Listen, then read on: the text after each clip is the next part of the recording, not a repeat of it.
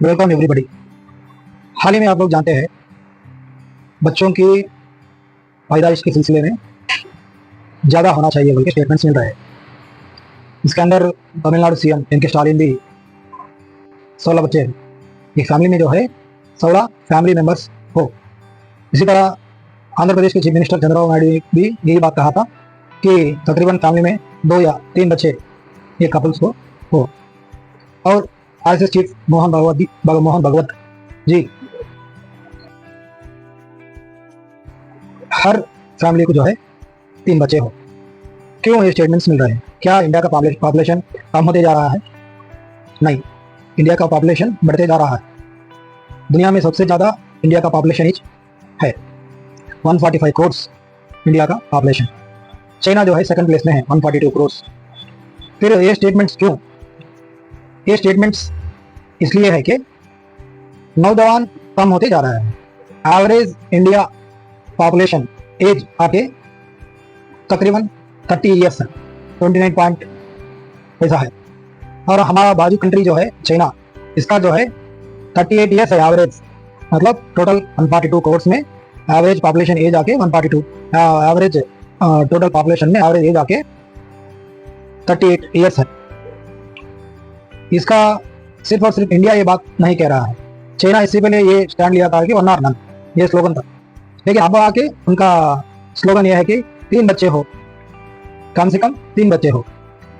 क्यों? इसका वजह यह है कि नौजवान कम होते जा रहा है।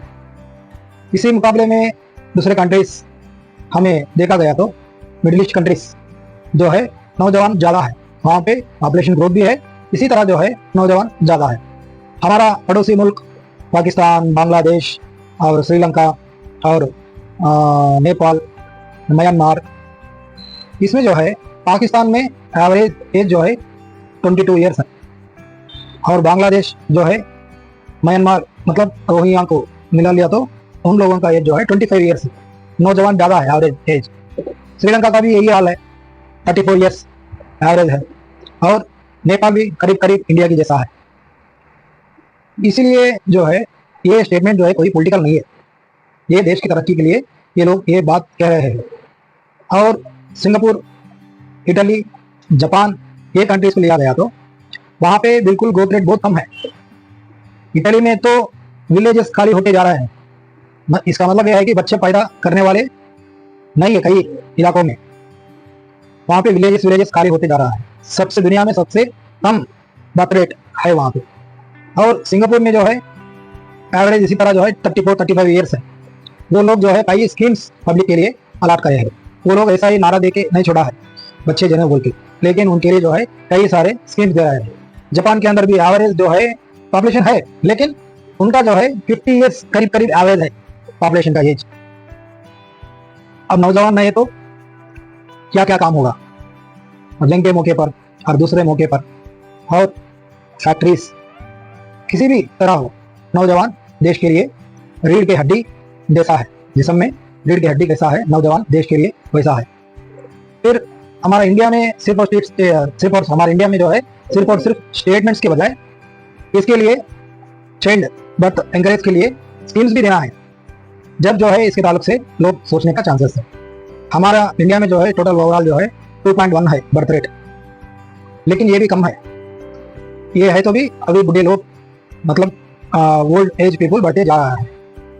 इसलिए जो है देश के हित के लिए, देश के फ्यूचर सोचते हुए ये लोग बात सही कह रहे हैं। चाइना बहुत पहले से शुरू किया है, फिर भी जो है वहाँ के लोग तैयार नहीं है, क्योंकि वो लोगों को ये कॉमन हो गया है, हम दो हमारे एक, या न कोई भी नहीं है। हमारे इंडिया में भी था एक स्लोगन, हम दो हमारे दो।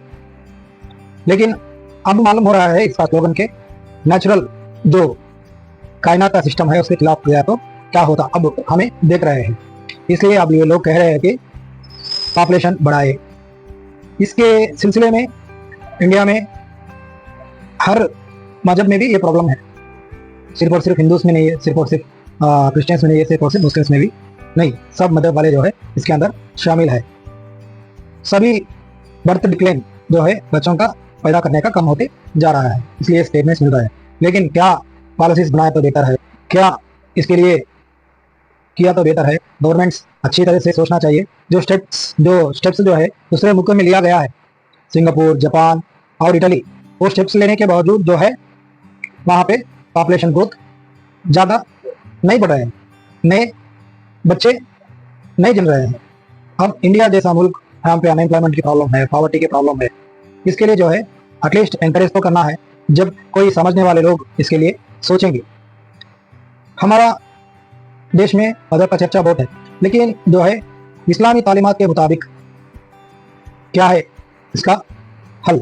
इस्लामी तालीमात के मुताबिक जो है, इस्लामी तालीमात के मुताबिक ज़्यादा बच्चे जन्ना अच्छा है, क्योंकि देने वाला पालता है, देने वाला खुदा है, वही पालता है। और जो है इसके लिए कई एनकरेजमेंट दिया गया है। अल्लाह के रसूल सल्लल्लाहु अलैहि वसल्लम इसके ताल्लुक से बताया गया है कि कल क़यामत के दिन मेरे उम्मत को देख के मुझे फख्र होगा अब सबसे ज़्यादा होने से। इसलिए जो है सबसे ज़्यादा कैसा होगा, ज़्यादा बच्चे जने तो होगा। इसके लिए मुसलमान भी इस बात के लिए सोचना चाहिए। अब पॉलिटिकल लीडर्स कह रहे हैं कि देश के फ्यूचर को समझते हुए ज़्यादा बच्चे जनना चाहिए, कोई ना कोई कदम उठाना चाहिए देश के लिए, हिंदू हो या मुस्लिम हो या क्रिश्चियन हो, कोई भी हो, क्योंकि नौजवान जो है देश के लिए बहुत ज़रूरी है। इसलिए अब ये स्टेटमेंट्स मिल रहे हैं, इसे पॉलिटिकल सोचना नहीं चाहिए। और जो है इसके लिए अनएम्प्लॉयमेंट की प्रॉब्लम और दूसरे जो भी प्रॉब्लम्स है, इसके लिए गवर्नमेंट जो है स्कीम्स निकालना चाहिए और गवर्नमेंट की तरफ से प्रैक्टिकली कुछ ना कुछ मदद मिलना ही चाहिए। लेकिन खुदा पे भरोसा रखने वाले लोग जो है इसे छोटे छोटे चीज़ों की वजह से अल्लाह का जो देन है, खुदा का जो देन है, उसे इनकार नहीं करना चाहिए। इसलिए देश के हित के लिए, देश के फ्यूचर समझते हुए आगे बढ़ेंगे।